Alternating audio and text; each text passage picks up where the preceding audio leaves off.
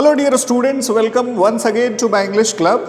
आज के सेशन में हम लोग डिस्कस करने जा रहे हैं इनफॉर्मल लेटर के बारे में। ठीक है कि इनफॉर्मल लेटर क्या होता है, ठीक है, और उसमें जो है उसका सही फॉर्मेट क्या होता है और क्या क्या चीज़ें हमें ध्यान में रखनी होती है, and how it is different from the formal letter that we have discussed in the earlier video. ठीक है, तो पिछले वीडियो में मैंने डिस्कस किया था कि फॉर्मल लेटर के बारे में। ठीक है, तो अगर अभी तक आप लोगों ने नहीं देखा है तो पहले जाकर के वीडियो देखिए आप लोग। ठीक है, जिसमें मैंने पूरा जो है सेंटेंस स्ट्रक्चर उसका क्या होता है, क्या क्या चीज़ें इंपॉर्टेंट होती हैं फॉर्मल लेटर के बारे में, ठीक है, और उसका सही फॉर्मेट क्या होता है सब मैंने बता रखा है। ठीक है, so let's start with informal letter. देखिए, इनफॉर्मल लेटर जो है जैसा कि नाम ही सिग्निफाई कर रहा है, इनफॉर्मल का मतलब होता है कि जो हम अपने फ्रेंड्स को लिखते हैं। इनफॉर्मल का मतलब होता है जो फॉर्मल ना हो। ठीक है, जैसे अपने फ्रेंड्स को लिखते हैं या अपने रिलेटिव्स को लिखते हैं या अपने फैमिली मेंबर्स को लिखते हैं। ठीक है, तो वहां पे हम इनफॉर्मल लेटर लिखते हैं। अब देखिए, ये जो सेशन है वो दोनों तरह के लोगों के लिए यूजफुल है। पहली बात कि अगर आप किसी को लिखना चाहते हैं लेटर, ठीक है, अब लेट से अपने फ्रेंड को या अपने रिलेटिव्स को या अपने फैमिली मेंबर को, हालांकि आजकल लेटर लिखने का ट्रेंड बहुत कम हो गया है, ठीक है, बट स्टिल तो आपको अगर फॉर्मेट सही मालूम है तो it creates a very positive impression about you.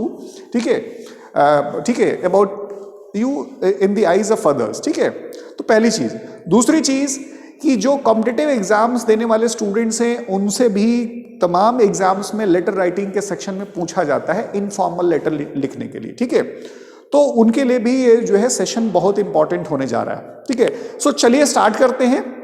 ठीक है, तो जैसा कि मैंने बताया कि भाई हम लेटर लिखते हैं, किस लिए लिखते हैं? कोई इंफॉर्मेशन देने के लिए या कोई मैसेज डिलीवर करने के लिए। ठीक है, तो दैट इज द ऑब्जेक्टिव। अब इसका सही फॉर्मेट क्या है जो हमें ध्यान में रखना चाहिए? देखिए, सबसे क्या होता है कि सबसे पहले है जो है ना, हम सेंडर का एड्रेस लिखते हैं। ठीक है, सेंडर का जो भी एड्रेस है वो हम लिखते हैं। ठीक है, अब अगेन, अब मान लीजिए सपोज ये आपका पेज है, ये आपका पेज है। ठीक है, और आप किसी को जो है लेटर लिख रहे हैं। सपोज आप अपने फ्रेंड को लेटर लिख रहे हैं और उसने कोई बढ़िया अचीवमेंट पाई है। ठीक है, तो उसको कॉन्ग्रेचुलेट करने के लिए आप जो है लेटर लिख रहे हैं। तो एड्रेस लिखेंगे अपना, ठीक है, और उसके बाद जो है हम उसके ठीक नीचे डेट लिखते हैं। जिस डेट को भी आप लिख रहे हैं उसकी डेट लिख दीजिए।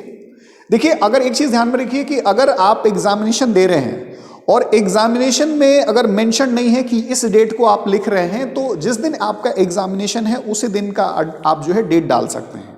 ठीक है, तो एड्रेस हो गया सेंडर का, उसका डेट हो गया। दूसरा फॉर्मेट ये है जो मैंने फॉर्मल लेटर में भी बताया था कि जो ओल्ड फैशन्ड है, जो ब्रिटिश मॉडल है, उसमें भी यहां पे भी लोग लिखते हैं सेंडर का जो एड्रेस है और जो है उसका डेट। तो आप दोनों में से कोई भी चूज कर सकते हैं, हालांकि जो सबसे ज्यादा प्रेवलेंट है वो आजकल यही चल रहा है, तो आप यही लिखिए। दूसरी चीज जो है कि जिसको लिख रहे हैं, अब जिसको लिख रहे हैं तो मान लीजिए जो भी आपका फ्रेंड है। अब देखिए, फॉर्मल लेटर में क्या होता था कि पहले उसका डेजिग्नेशन लिखते थे, फिर उसके बाद जो है उसका एड्रेस लिखते थे। ठीक है, ऑर्गेनाइजेशन का नाम फिर एड्रेस, वो आपको नहीं करना है यहां पे। ठीक है, आपको बेसिकली क्या है, जो भी सैल्यूटेशन होना चाहिए वो आपका फ्रेंडली होना चाहिए, क्योंकि वो आपका फ्रेंड है। तो आप ये लिख सकते हैं कि my lovely friend, my lovely friend आप लिख सकते हैं। ठीक है, हालांकि कोई फिक्स तरीका नहीं है, जो भी आप कंफर्टेबल हैं उसके साथ लिख सकते हैं, लेकिन अगर आप खास करके एग्जाम्स में लिखते हैं तो कुछ उल्टा सीधा चीजें मत लिखिए। ठीक है, तो कुछ लोग होते हैं ना अपने फ्रेंड्स को गाली से शुरुआत करते हैं, तो वो ऐसा मत कर दीजिएगा आप एग्जाम में। ठीक है, ये इनफॉर्मल लेटर है बट इतना भी इनफॉर्मल आप मत रखिए। ठीक है, बजाय कि अगर आप अपना कोई प्राइवेट लेटर लिखना चाहें तो देखिए क्या है, तो माय लवली फ्रेंड आपने लिख दिया। अब इसके बाद जो है ना, जैसे फॉर्मल लेटर में होता था कि एग्जैक्टली क्या होता था कि लिख देते थे, ठीक है, कि भाई उसका क्या होता है डेजिग्नेशन लिखते थे, तो वैसा नहीं है, या सब्जेक्ट लिखते थे, तो यहाँ पे सब्जेक्ट लिखने की कोई जरूरत नहीं है। ये इनफॉर्मल लेटर है, प्राइवेट लेटर है। ठीक है, तो इसमें क्या है कि माय लवली फ्रेंड आपने लिख दिया, उसका आप एड्रेस लिख सकते हैं, आपके फ्रेंड का जो एड्रेस है वो लिख सकते हैं। अब ये चीज आप अपने फादर के साथ भी लिख सकते हैं, जो भी, ठीक है, माय डियरेस्ट फादर, ठीक है, या माय लवली फादर, ठीक है। तो आप जो भी लिखना चाहते हैं, या मदर के बारे में, या सिस्टर के बारे में, ब्रदर के बारे में आप लिखना चाहते हैं तो लिख सकते हैं। तो जैसा आपका रिलेशन है उसके हिसाब से आप एक्सप्रेशन जो है आप चेंज कर सकते हैं। तो एड्रेस आपने लिख दिया, उसके बाद जो है फिर क्या करना है, आप स्टार्ट कर दीजिए, ठीक है, आप यहां से लिखना स्टार्ट कर दीजिए। अब देखिए जनरली क्या होते हैं कि जो इनफॉर्मल लेटर होते हैं वो फॉर्मल लेटर से थोड़े से बड़े होते हैं, ठीक है। हालांकि एग्जामिनेशन में आपको वर्ड्स लिखा रहता है कि आपको 200 वर्ड्स में या 150 वर्ड्स में या 100 वर्ड्स में एग्जैक्टली राइट डाउन करना होता है, तो उस वर्ड के अकॉर्डिंग आप ध्यान में रखिए। तो जनरली आप इनफॉर्मल लेटर आपकी जो भी कन्वर्सेशन है उसके हिसाब से आप लिख सकते हैं, ठीक है। तो जो अगर एग्जामिनेशन में वर्ड लिमिट रख दिया गया है तो उस वर्ड लिमिट को ध्यान में रखिए, उसके अकॉर्डिंग लिखिए।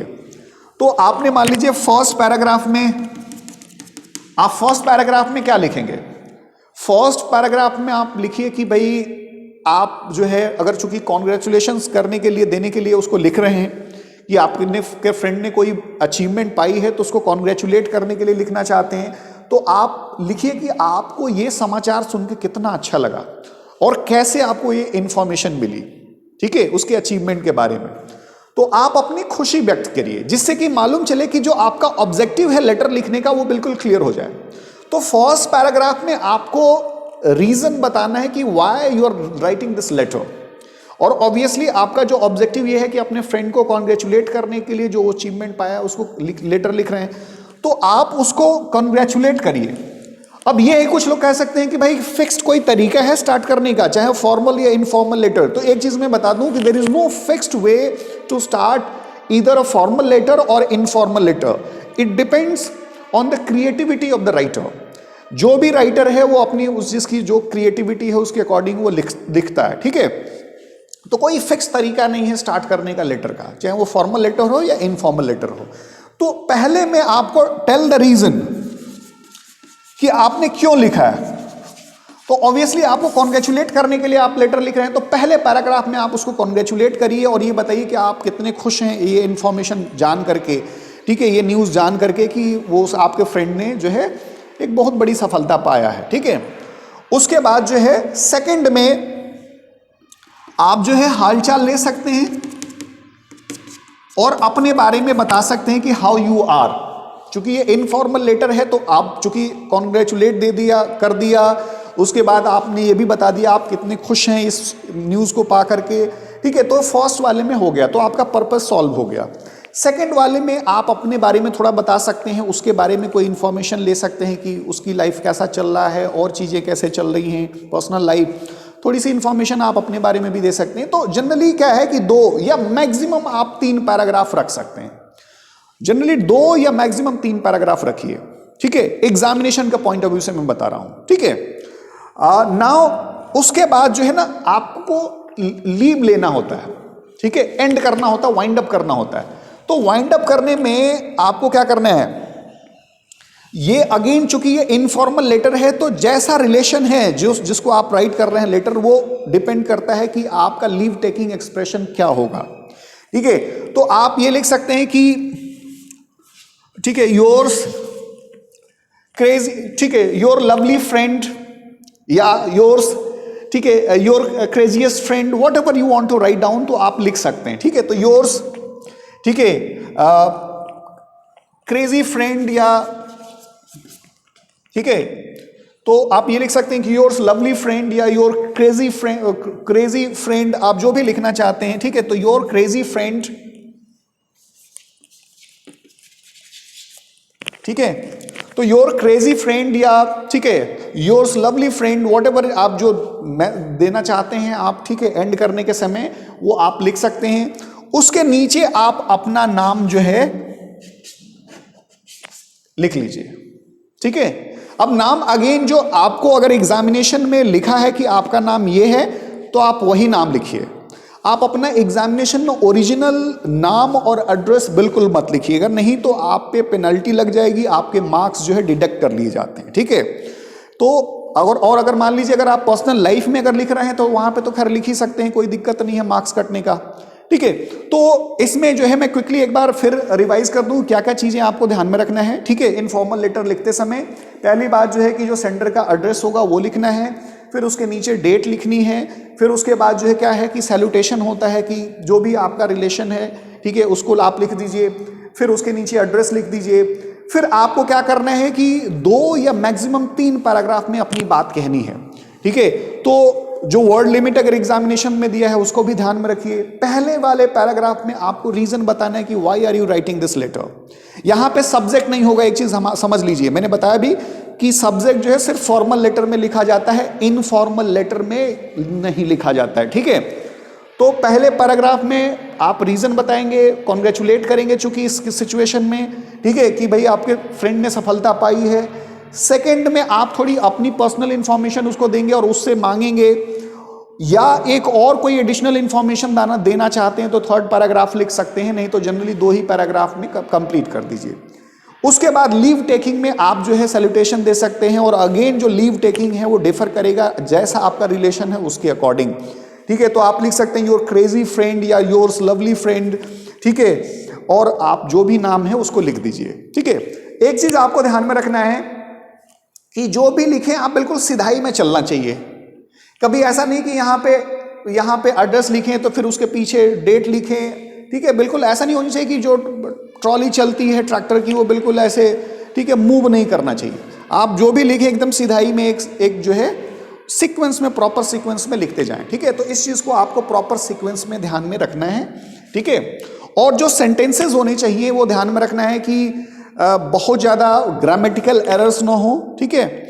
और आप क्या करें कि अगर बहुत अच्छी इंग्लिश नहीं लिख सकते हैं तो सिंपल सेंटेंस लिखिए, कोई जरूरी नहीं है कि लॉन्ग सेंटेंस। कुछ लोग क्या करते हैं कि बहुत लंबे सेंटेंसेस लिखना शुरू कर देते हैं, जिससे क्या होता है कि उनका जो सेंटेंस स्ट्रक्चर होता है वो गड़बड़ हो जाता है, जिससे क्या होता है कि रिफ्लेक्शन दिखाई देता है, मार्क्स काट कर दिए जाते हैं, ठीक है, एग्जामिनर के द्वारा।